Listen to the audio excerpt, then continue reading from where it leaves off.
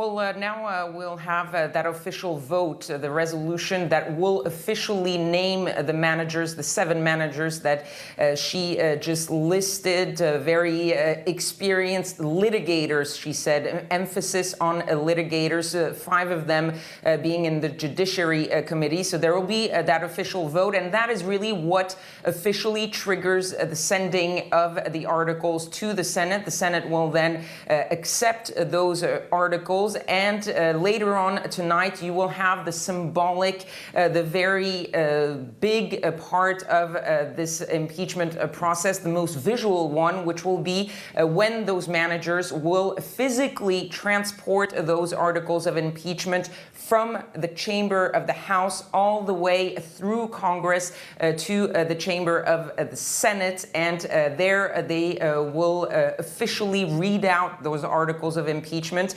And that will set the tone for that Senate trial. But the trial in itself will not start right away because there is some housekeeping to do in the Senate. You have to swear in the Chief Justice. Then the Chief Justice has to swear in all 100 senators. And so that's why Mitch McConnell said that he was expecting the actual trial to begin next Tuesday. And then there will be that vote on the rules of this trial. And later on, maybe if the Republicans agree to it, there will be a vote on whether to bring in witnesses. And that's really the big mystery as to how this trial will go and how long this trial will last.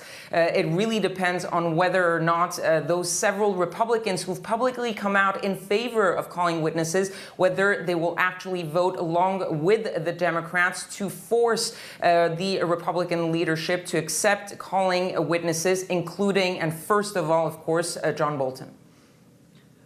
We just have news coming in that Donald Trump has derided the impeachment trial as a con. Now, Kethevane, I wanted to ask you something because this whole impeachment process centers around that July phone call between the U.S. President Donald Trump and Ukraine's president. Yet, during her speech just there, Nancy Pelosi had a message for Russia's president, Vladimir Putin. What do you make of that?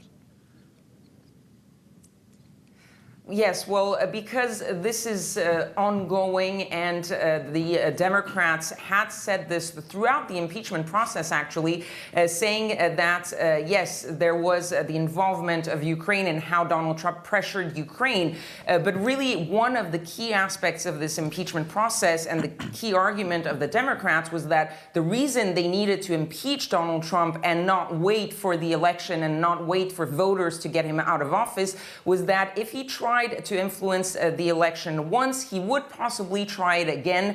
And there comes the Russia angle of the story, which is that the Democrats suspect, of course, the Russians of trying to influence the U.S. election. They, of course, remember 2016, and they are very worried, and they repeated it. And some of the witnesses also said that they were worried about what Russia might do ahead of these 2020 elections. And we've seen that now just recently those reports coming out about this hacking of Burisma. Burisma, of course, being that Ukrainian company on which Hunter Biden sat on the board. And this company has now been hacked. The information has been hacked by suspected Russian hackers linked to Russian security forces. So it really gives credence to this fear of the Democrats that Russia will try to meddle into these 2020 elections